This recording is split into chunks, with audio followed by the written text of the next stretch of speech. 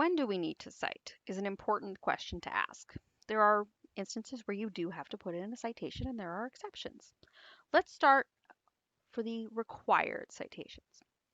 You need to include a citation anytime you use an idea or a passage, word for word, from another source. There are a couple ways that you can do this.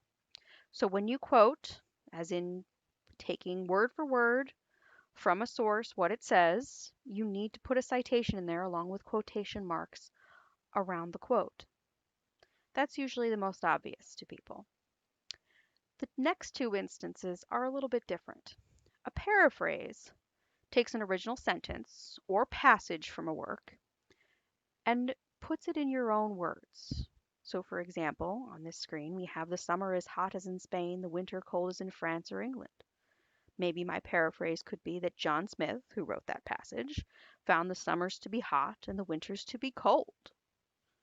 So, yes, I have reworded this in my own words, but I still obtained the idea from somewhere else.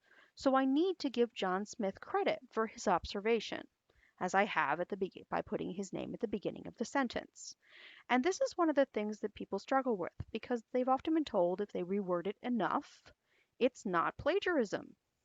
So you don't have to put a citation in.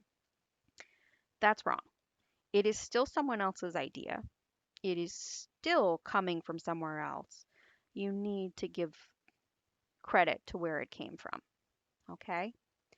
The section option is very similar to summarize, usually an entire work.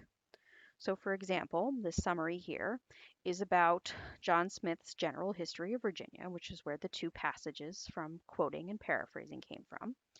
And I summarize the work as follows. Captain John Smith describes the English encounter with unfamiliar peoples and climate in Virginia. Yes, it is factual information about the book, but it is my take summarizing a work that I did not write. So that's why I have incorporated Captain John Smith in my sentence. Now, I know that yet again, this is in your own words, but the idea, the information, it came from somewhere else. So it requires a citation. It's not just a matter of reusing the actual content word for word, it's also reusing the ideas. And if you don't cite the ideas, it does constitute plagiarism. So make sure, even if you're rewriting it in your own words, that you have a citation for the information. Now, let's talk about the exception to the rule. This exception is referred to as common knowledge. Now, we'll talk more in just a second about what is common knowledge, but I would like to start by talking about the fact that this is a bad name for this type of information. Common often implies that everybody knows this information or it's commonly known by a lot of people, and that's not actually what we're talking about. So I want you guys to make sure that when I say common, I'm not referring to information that you actually know or are expected to know. I'm actually talking more about factual information, factual and undisputed factual information. It's sometimes known by a lot of people, but it is not something that you need to personally know or something that's even always known by the majority. So we're talking about dates, scientific facts, basic information, which can often be found because it is basic factual information in 5 or more sources that all agree on this information. And they're usually sources like encyclopedias, Wikipedia, Encyclopedia Britannica, and more. Now, here I have a couple of examples. Barack Obama was the 44th president of the United States. It doesn't really require a citation because it happened. That's the exact number. That's what everybody agrees on. He was the 44th president. The American Constitution was signed in 1787. So here's an example of a date. It was signed in 1787. Full stop. I don't need a citation for that. It's not going to change depending upon what source I look at. They're all going to agree on that information. Water freezes at 32 degrees Fahrenheit or 0 degrees Celsius if you're on the metric system. Yet again, scientific fact that isn't highly debated. And finally, Virginia is north of North Carolina.